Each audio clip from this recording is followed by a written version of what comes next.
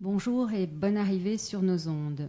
Ce cycle d'émissions sous format de podcast intitulé Philo, crise et connaissance est proposé par EOS dont l'acronyme correspond au concept suivant: épistémologie, ontologie, santé et société.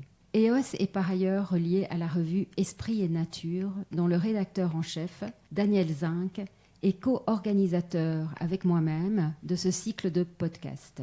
EOS vise essentiellement à élaborer une réflexion analytique et de synthèse sur l'institution éducative et, plus particulièrement celle en santé, sur base d'une approche critique des conceptions épistémiques et ontologiques dominantes, c'est-à-dire à partir de la conception qu'on a de la connaissance, ainsi qu'à mettre en valeur des points de vue complémentaires ou alternatifs.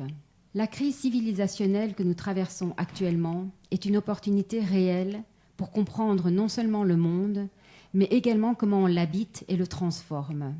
Revenir aux sources et connaissances qui sont en nous et comment celles-ci peuvent ou non s'épanouir est une question très directement épistémique et en relation avec les choix épistémologiques que font nos institutions, et plus particulièrement nos institutions de formation, et dont nous n'avons en général aucune connaissance, ou bien celles-ci nous seraient occultées de diverses façons.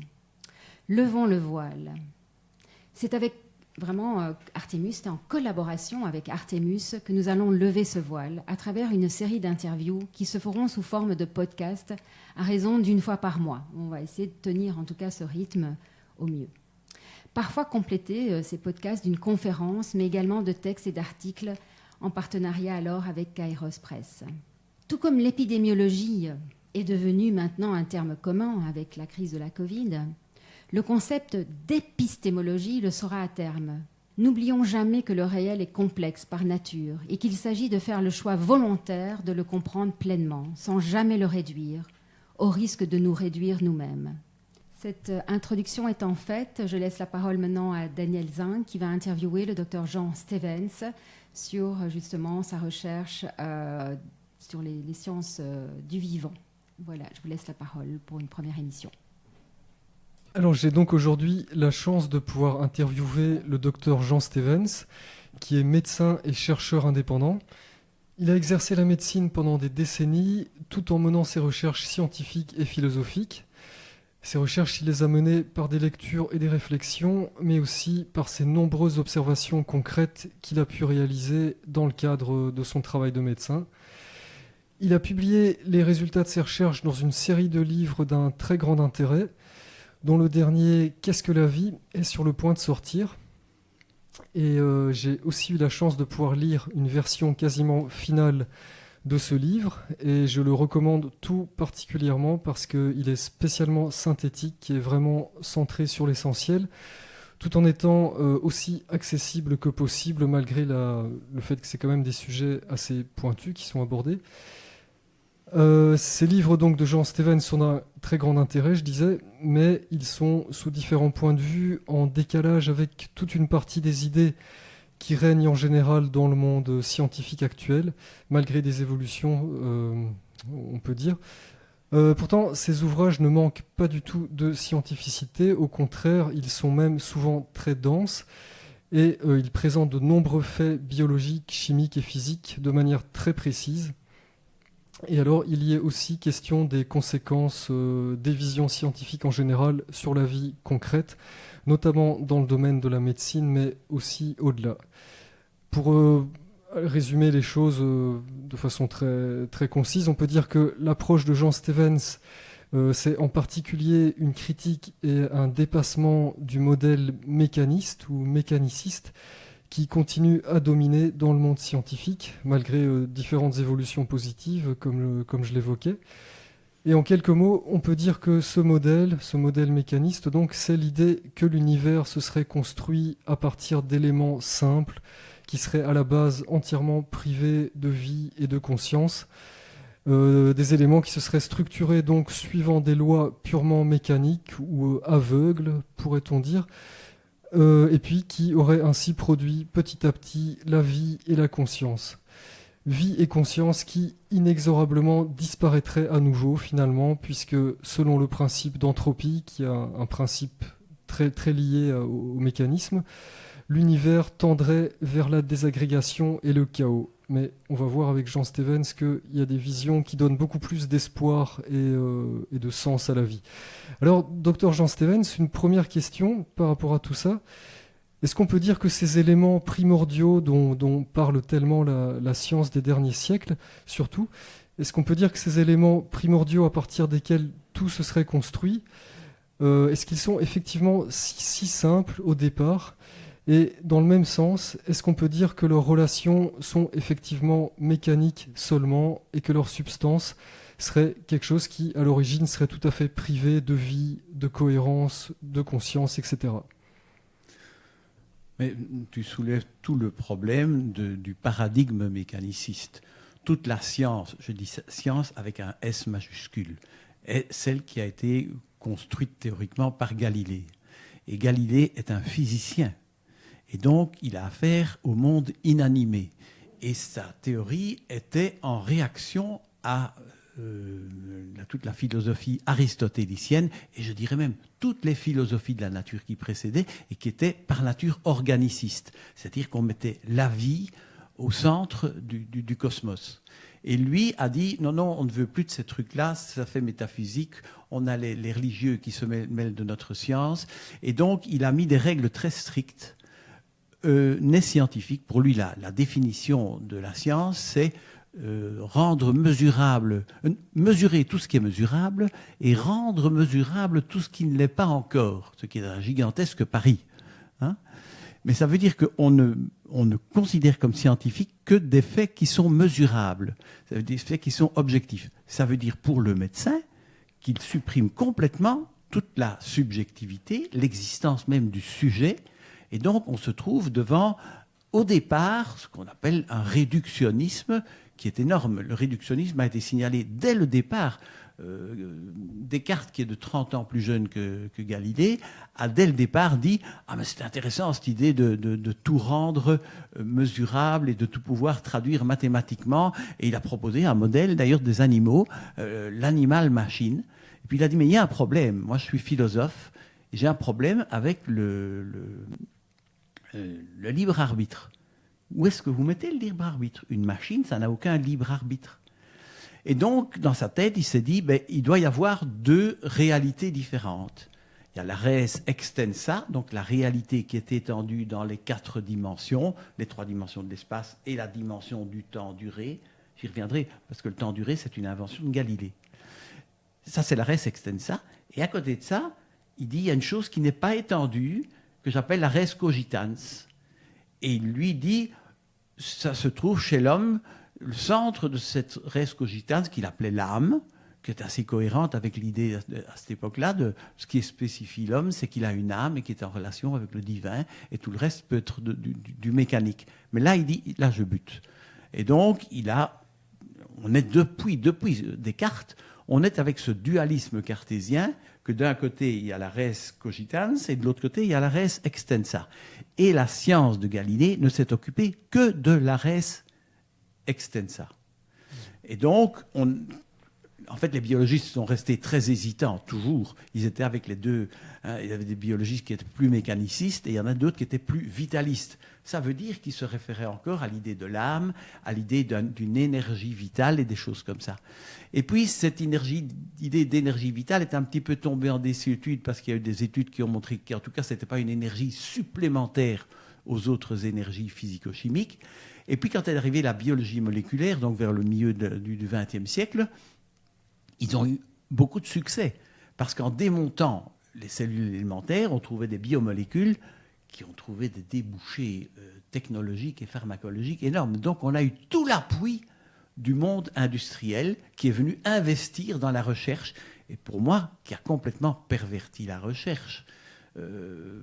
Un des patrons des pères, je dirais, de la biologie moléculaire, c'est François Jacob, prix Nobel en 65 de médecine. Il disait déjà en 72 dans un bouquin qu'il avait écrit, qui s'appelait La logique du vivant, je crois, qu'on n'interrogeait plus aujourd'hui la vie dans les laboratoires. Et donc, moi qui m'étais lancé dans les sciences biologiques pour interroger la vie, j'étais déjà sérieusement échaudé. Et je vois qu'en 2000, il écrit le chapitre introductif d'un ouvrage collectif qui s'appelle aussi « Qu'est-ce que la vie ?» Qu'est-ce que la vie? C'est le bouquin qu'a écrit Schrödinger et qui a lancé la biologie moléculaire. Et donc, c'est un ouvrage collectif. Il ouvre le premier chapitre et dès le départ, il dit à cette réponse, il n'y a pas de question. Il n'y a pas de réponse, je veux dire. Donc, c'est clair, la science a tourné le dos à la question de la vie.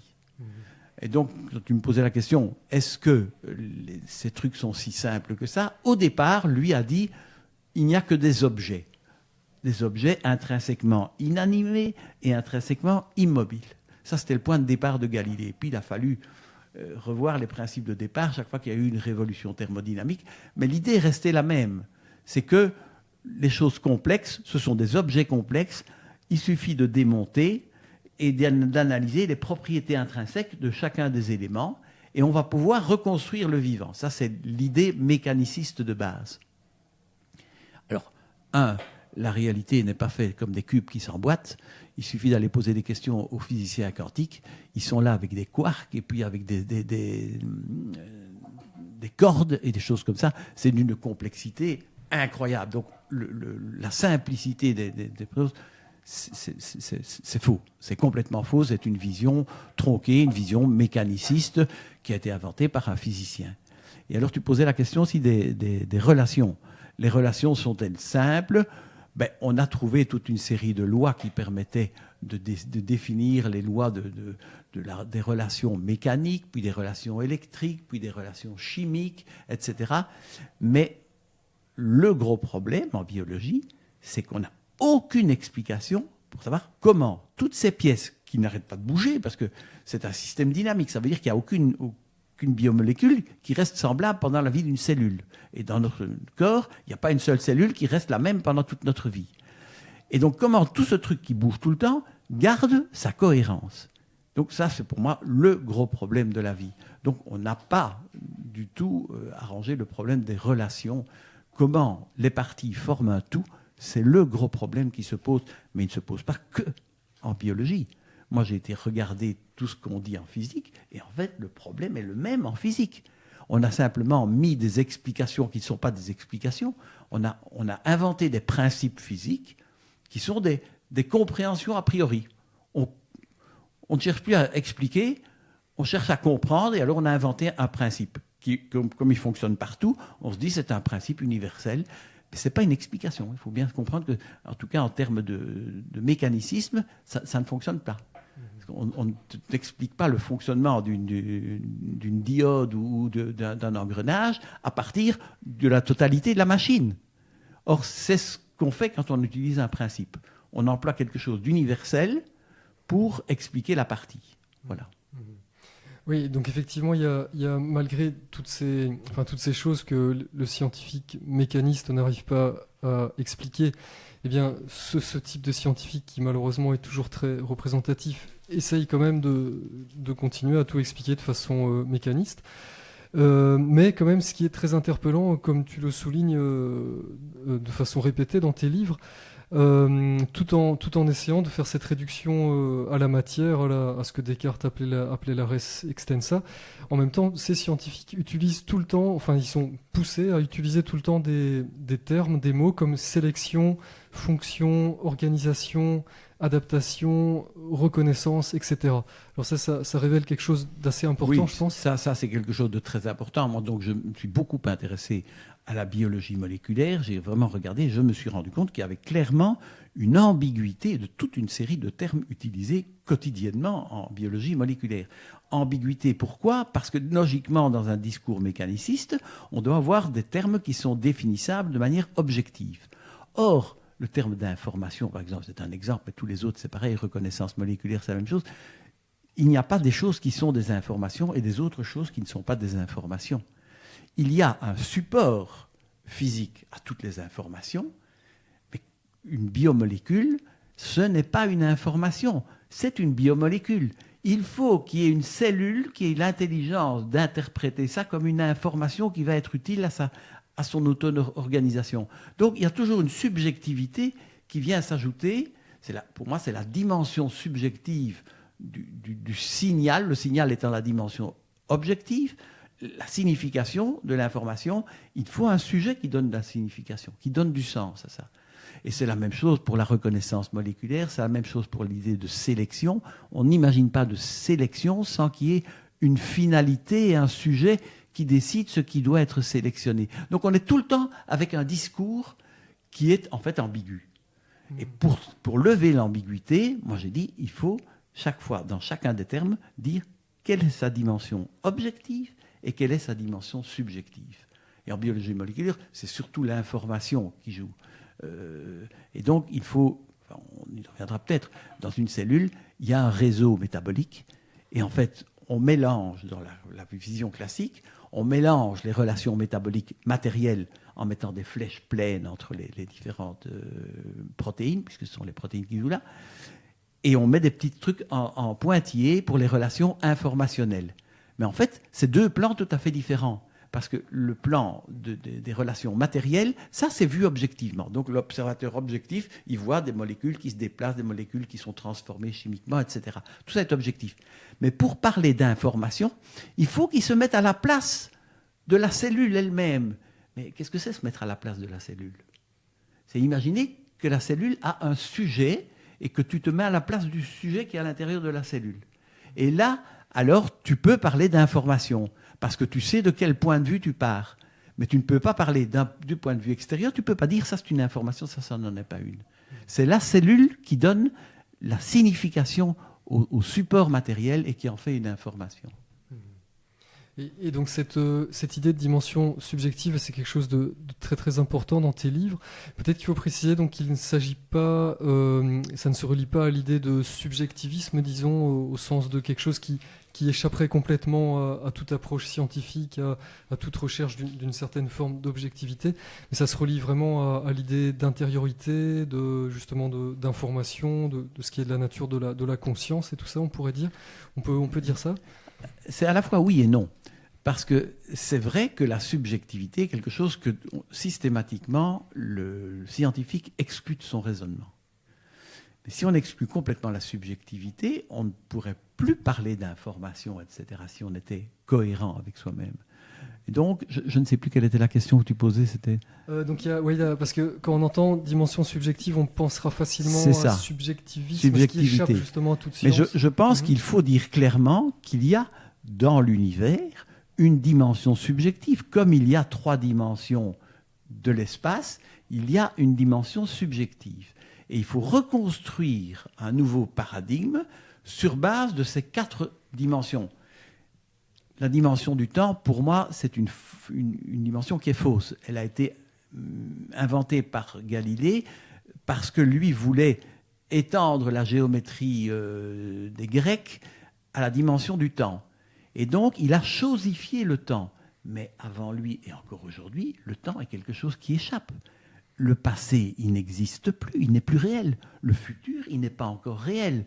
Il n'y a que le temps présent qui est réel, qui est objectif. Donc, on a fabriqué une 4e dimension pour pouvoir rendre tout mathématisable. Alors, le mathématisable, c'est bien, mais il faut savoir qu'on a fabriqué un artifice pour rendre tout mathématisable. Oui, voilà, c'est ça. Et donc on peut dire que cette dimension, qu'on peut qualifier de subjective, mais qui se relie fortement aussi à tout ce qui est information, hein, qui est très important dans la physique quantique notamment. On peut dire que cette dimension, elle a quelque chose. Alors bien sûr, elle est reliée au monde matériel, mais en elle-même, elle a quelque chose d'immatériel, on peut dire, je pense. Ah, oui, moi je pense que la dimension subjective. Moi, le paradigme qui m'a servi à me reconstruire, c'est le paradigme du corps humain. L'organisme humain, c'est un psychisme plus un corps, ou un sujet plus un corps. Et le sujet est quelque chose d'immatériel. Pour aller interroger tous les neurophysiologistes, ils ont découpé le cerveau dans toutes les parts. Les physiologistes, ils ont découpé le corps dans tout le corps. Et on n'a jamais su mettre le doigt en disant « Ah, le sujet, il est là ». Donc, or, le sujet, c'est ce qui donne le sens à notre comportement. Le sujet conscient. Mais moi, je pense qu'il y a... Enfin, tous les psychanalystes, c'est la même chose. Il y a un sujet inconscient. Et ce sujet inconscient, il fait le même travail que le sujet conscient, mais pour toutes les parties de nous dont nous ne sommes pas conscients. Et donc, cette fonction du sujet, elle est complètement centrale en biologie, en tout cas en médecine, Et je dis, il faut reproduire le même schéma au niveau de la cellule et comprendre que finalement, toutes les fonctions métaboliques, les fonctions des protéines, grossièrement, c'est ça, toutes les fonctions métaboliques des protéines ne se comprennent qu'en référence à un sujet, moi j'appelle ça maintenant un référent, l'équivalent d'un sujet dans une cellule, et que c'est ce référent qui donne sens à chacun des comportements des protéines. Donc la dimension subjective, c'est simplement ajouter une dimension au cadre théorique dans lequel on peut au moins représenter, symboliquement évidemment, puisque c'est une réalité immatérielle, c'est à ça que ça relève symbole, mais donc tu représenter symboliquement le sujet au centre de la cellule et, je dirais, tout son monde intérieur, comme nous sommes un sujet avec son monde intérieur. J'ai fait une psychanalyse et je me suis bien rendu compte que le sujet, c'était une réalité extrêmement solide et active et qui n'a aucune place en physiologie. On ne sait pas le mettre quelque part. Et le monde intérieur, c'est une réalité, c'est ça qui motive tout notre comportement, notre monde intérieur. Et ça non plus, il n'y a pas de place pour ce monde intérieur. Donc, j'ai imaginé un modèle, je dirais, un modèle géométrique, inspiré des cosmologistes, parce qu'il y avait 4 dimensions, et que les cosmologistes ont aussi affaire à 4 dimensions qu'il faut réduire à 3, et ils ont trouvé le truc de la sphère. C'est-à-dire qu'on réduit les 3 dimensions de l'espace aux 2 dimensions de la surface d'une sphère, et donc la 3e dimension, elle est perpendiculaire à cette surface. Et elle a un centre. Donc je trouve ça très intéressant. Il y a un centre, qui est pour l'organisme humain, c'est le sujet, et la surface, c'est le corps. Et puis la surface, elle est en relation avec le plan environnemental. Et donc ça permet vraiment de voir de manière, pour moi, holistique, c'est-à-dire psychosomatique, toute la réalité. Non seulement l'homme, mais les cellules, mais aussi, j'ai fait le travail, tous les systèmes physiques, l'atome, la molécule, les quanta. On peut trouver cette dimension subjective partout. Elle est cachée. En fait, elle est cachée dans la science. Mais on la trouve. On la trouve. Une fois qu'on le cherche, on la trouve. Et dans des endroits extrêmement importants. Moi, celui qui m'a le plus aidé à découvrir cette dimension subjective dans la physique, c'est un article de Ladrière, qui était le ponte en philosophie à Louvain, et qui écrit un article sur une cosmologie philosophique, sur l'importance de la finalité dans une cosmologie philosophique. Je crois que c'est ça le titre. Mais la finalité, moi, ça m'intéresse parce que c'est vraiment le truc qui a été exclu de la science depuis le début. Et il montre clairement que la finalité n'a jamais été exclue de la science. Elle est présente de manière massive sous forme de principes physiques. Une fois qu'on a cette piste-là, on sait tout remonter et on se rend compte que finalement la finalité, elle est omniprésente dans la matière physique. Donc, pour aller au bout de l'idée, il faut se dire que même un atome, une molécule, ont une dimension subjective. Et en fait, ça marche très bien, parce qu'il faut un élément qui donne cohérence à cet être tout à fait, qui n'arrête pas de changer, qui est un système dynamique que sont tous les systèmes physiques. Depuis la physique quantique, on sait qu'il n'existe pas des objets atomiques. Les objets atomiques sont en fait des systèmes dynamiques. Et pour comprendre comment tout ça est cohérent, il a fallu balancer toute la vision mécaniciste de l'atome. Et on a tombé sur des théories quantiques. Le problème, c'est que ces théories quantiques, même chose en cosmologie, on a la théorie de la relativité, ce sont des théories incompréhensibles pour l'esprit normalement constitué. Et pas seulement, même les grands théoriciens disent c'est cérébralement incompréhensible. Mais c'est comme ça que ça fonctionne. Voilà. Et justement, c'est très interpellant de voir que, donc d'une part, il y a quand même encore une majorité de scientifiques qui rejettent, qui refusent de voir cette réalité manifestement de la dimension subjective ou de la dimension de l'information ou de la finalité. Mais parmi plusieurs des scientifiques les plus réputés, entre autres dans le domaine de la physique quantique, mais pas seulement. Donc il y a notamment Werner Heisenberg qui qui arrive à l'idée que finalement la réalité la plus fondamentale, eh bien, ce n'est pas quelque chose de matériel au sens de la matière, au sens des atomes tels qu'on les voyait traditionnellement. C'est même pas quelque chose de la nature de l'énergie, qui est déjà quelque chose de beaucoup plus éthéré, disons, mais c'est carrément quelque chose pour lui de la nature de l'information. Et alors tu cites aussi un autre important physicien, Von Bayer. voilà, c'est ça, Hans Christian von Bayer. D'après lui, l'information est carrément devenue le nouveau langage de la science. Oui. Mais c'est pas lui Mhm. qui l'a inventé. Hein. Il y a toute une série de patrons qui sont derrière lui. Wheeler disait « it from bit ». Ça veut dire « it », ce sont les choses, viennent du bit qui est de l'information. Les choses naissent de l'information.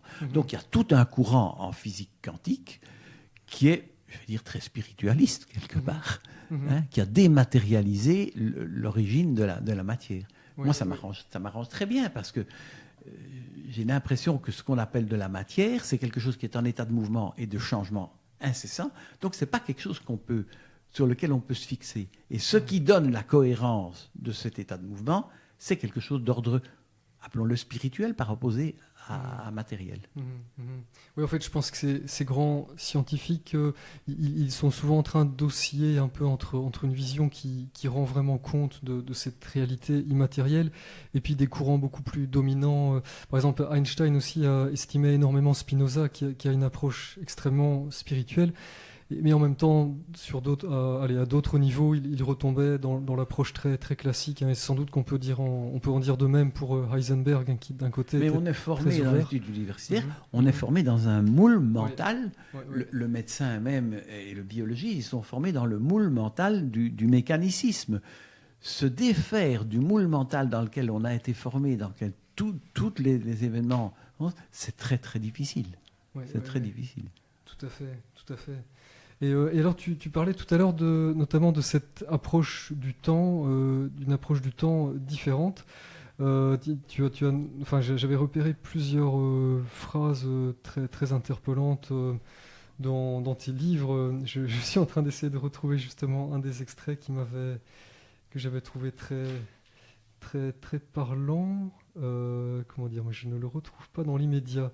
Peut-être tu peux déjà dire quelques mots sur cette différence du temps dans la science classique. Donc moi, le problème du temps, il s'est posé assez rapidement. Parce que pour moi, le nœud du problème de la définition de la vie, qui est le sujet qui m'a passionné toute ma vie, le nœud du problème, il est dans la thermodynamique. C'est un mot qui fait un petit peu peur, mais la thermodynamique, c'est l'étude des transformations de l'énergie. Et la thermodynamique a sorti Je perds un petit peu le fil de mes idées. Le temps. Hein, Le temps, oui, c'est ça. Le problème, c'est que la thermodynamique a sorti un principe physique. Donc quelque chose qui ne s'explique pas, mais qui se vérifie partout. Et ce principe, c'est le deuxième principe de la thermodynamique, qui dit que tout système isolé tend vers la désorganisation. Et le mot désorganisation, c'est un peu une manière populaire de dire l'entropie augmente. L'entropie ou la désorganisation, c'est la même chose. Et donc, le problème crucial de la biologie, c'est que nous voyons que l'organisation des systèmes biologiques, spontanément, elle croît. Vous mettez une cellule microbienne sur une boîte de pétri, vous la nourrissez, elle donne 2 cellules, qui donnent 4 cellules, qui donnent 8 cellules, qui donnent 6 cellules, et vous pouvez... Donc, ça, c'est un mouvement néguanthropique qui va dans le sens inverse. Vous regardez l'évolution des espèces, vous avez eu, il y a 3,5 milliards d'années, une première cellule qui a donné du vin, qui s'est différenciée, et actuellement, on a une biosphère d'une diversité prodigieuse. C'est vraiment un mouvement néguanthropique majeur. Donc le biologiste se trouve confronté à une spontanéité de la nature qui est diamétralement opposée à celle du physicien. Mais le problème, c'est que les physiciens ont associé la croissance de l'entropie à la flèche du temps, en disant c'est la même chose. Le temps et l'entropie croissante, c'est la même chose. Et donc, sur une flèche, vous n'avez qu'une direction possible. Vous ne pouvez pas avoir 2 spontanéités différentes sur la même flèche. Donc, je me suis dit, là, il y a un vrai problème avec cette flèche. Puis, je me suis rendu compte que c'est Galilée qui avait introduit cette flèche. Et puis, parallèlement à ça, moi, j'ai fait de la méditation. Et la méditation, ça vous apprend quelque chose. C'est aussi quelque part que seul le présent existe. Et donc, je suis reparti de cette idée-là. Il y a des physiciens qui défendent l'idée. Carlo Rovelli dit le temps n'existe pas. Il y en a d'autres. Donc, je suis parti de cette idée que le seul temps réel et le seul temps qu'on pouvait représenter, c'est le temps présent. Donc, on peut représenter les choses que sous forme de film, sous forme dynamique. J'ai retrouvé justement un des passages que je trouve très intéressant de tes livres à ce propos. Donc, tu écris « Ce n'est que parce que nous sommes des sujets dont la conscience est enracinée dans un présent éternel que nous prenons conscience du temps qui fuit et de l'impermanence de notre corps physique. Si nous étions tout entiers emportés dans le flux de la durée, nous ne verrions pas plus son écoulement que le passager d'un bateau dans la brume ne voit l'écoulement du fleuve qui le porte. » Oui. Et ça, c'est fort la leçon de la méditation. J'ai fait de la méditation médicale, moi, pour apprendre comment réfléchissaient les moines médecins bouddhistes pour monter tout leur système de pensée. Très intéressant. Je voulais comprendre la physiologie de l'intérieur. Et en fait, c'est ça, quand on médite vraiment bien, on sent que le sujet qu'on est présent et on peut observer l'état de mouvement du corps comme si un petit peu on était en retrait par rapport à cet état de mouvement. Et donc, on observe comme, je me dis, si on était complètement dans le mouvement du corps, on ne pourrait pas observer le mouvement. On n'aurait pas le recul. C'est parce qu'il y a un sujet qui a un peu de recul par rapport à ça qu'il peut voir cet état de mouvement.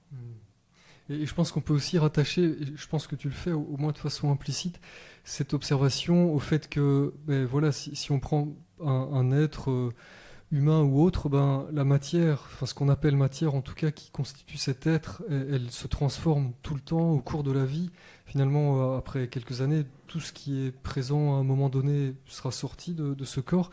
Et pourtant, on a quand même toujours une même forme qui se manifeste. Moi, je suis frappé.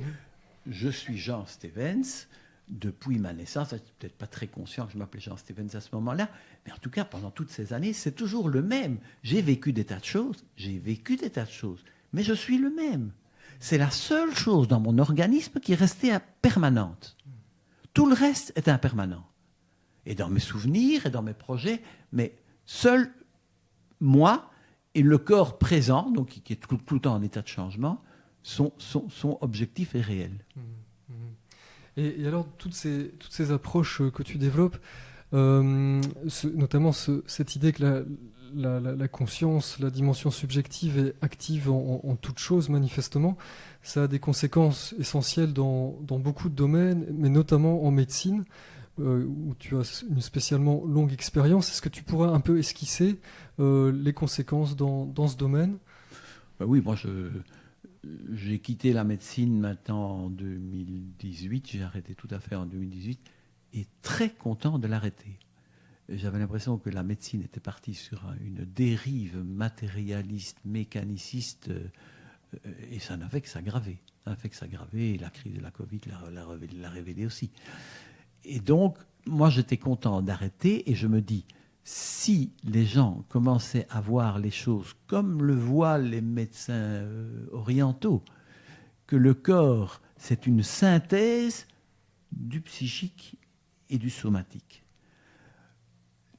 les gens reprendraient confiance dans les messages qu'on reçoit tout le temps. On reçoit des messages sensitifs. L'avantage de la méditation médicale, c'est qu'on ferme les yeux et on écoute ces messages. Et simplement, on les sent, on les regarde, on écoute les pensées qui passent, on sent les sensations qui passent, qui disparaissent, et on se rend compte petit à petit qu'en fait, rien qu'en portant son attention, on modifie la physiologie, puisqu'on sent que les sensations se modifient. Donc, j'ai l'impression qu'on pourrait retrouver une maîtrise de son corps et de sa santé. Pour le moment, on est dans une dérive commerciale de la médecine qui fait que à tout problème, on trouve une solution pharmacologique. C'est monstrueux. Et ça crée une dépendance épouvantable. Moi, je suis très attentif, j'ai toujours été attentif aux gens qui allaient de médecine parallèle, qui allaient faire des trucs bizarres, etc. J'en ai jamais pratiqué moi-même, mais j'ai entendu des choses surprenantes. Vraiment, encore dernièrement, un type qui faisait un cancer jeune, une quarantaine d'années, cancer du côlon généralisé, grade 3. Tout le monde lui disait, tu dois faire chimiothérapie, retirer la tumeur, rechimiothérapie, et tu auras une poche pendant quelques mois, et si tout va bien, on peut réanastomoser la poche. Il était un professeur d'arts martiaux, il a fait le diagnostic en France, et il a dit, mais écoute, moi j'habite aux USA, je retourne aux USA. Il a refait les examens, on lui a dit exactement la même chose. Il a dit, moi je refuse, je me soigne par moi-même. Il a dit, je fais un jeûne. Il a fait 1 mois ou 1 mois et demi de jeûne. Il a fait refaire le scanner. Heureusement, il connaissait la technicienne. Et la technicienne lui dit, tu sais, ta tumeur, elle a diminué de moitié de diamètre. Le diamètre diminué de moitié, ça veut dire que c'est beaucoup plus en volume. Il va voir le médecin, et le médecin, oui, ça a un petit peu diminué, mais ça ne change rien du tout à nos conclusions. Il faut vous retirer. Il a refusé, il a continué à se traiter par ses moyens, lui, naturels. Aujourd'hui, 3 ans après, il n'a plus de tumeur. Donc, l'idée du cancer qui est une fatalité, c'est faux. Maintenant, je ne vais pas dire à tous les gens, faites de la méditation ou des arts martiaux pour garder... Mais ça veut dire que ça existe. Tous les cancers, il y a des cas de guérison spontanée. Pourquoi ? Parce que, encore une fois, c'est un système dynamique. Et si le système a fabriqué une tumeur, il peut très bien imaginer qu'il la défabrique après un certain moment. C'est assez logique dans une vision dynamique du corps humain. C'est que dans une vision mécaniciste, qu'on voit, oh là, la vilaine tumeur, c'est l'ennemi, on le retire. Donc, pour moi, si on va au bout de ma réflexion, c'est une révolution profonde de la médecine. Profonde de la médecine. Mais c'est évident que ça ne plaît pas à tous ceux qui se font un fric monstre sur le dos de la médecine. Ça, c'est clair. Vous expliquez qu'en faisant du jeûne, vous allez guérir un cancer. Enfin, moi, j'ai connu une personne qui avait une hyperthyroïdie assez sévère. Elle n'a pas voulu se soigner. Elle a fait un jeûne. Et 3 semaines après, elle va chez le médecin. On refait une prise de sang. Elle n'avait plus son hyperthyroïdie. Je vais dire... J'ai entendu des tas de cas comme ça, donc j'écoutais toujours tous ces gens qui faisaient des trucs un peu bizarres, et je les crois, il n'y a aucune raison que je ne les crois pas, c'est des gens que je connaissais bien. Donc il y a toute une série de médecines parallèles qui ont des résultats, et elles sont complètement dénigrées par l'institution médicale, qui est devenue aussi intolérante que l'institution religieuse du temps de Galilée. Il faut condamner ces gens qui pensent autrement que nous. Mais... ça va être le champ du cygne de cette médecine mécaniciste pour moi. Mais moi-même, je serais malade, même gravement, je ne veux plus être hospitalisé. J'ai complètement perdu confiance. Et la crise de la Covid m'a convaincu de la perversion profonde de tout le système. Là, voilà. Ouais, c'est extrêmement intéressant.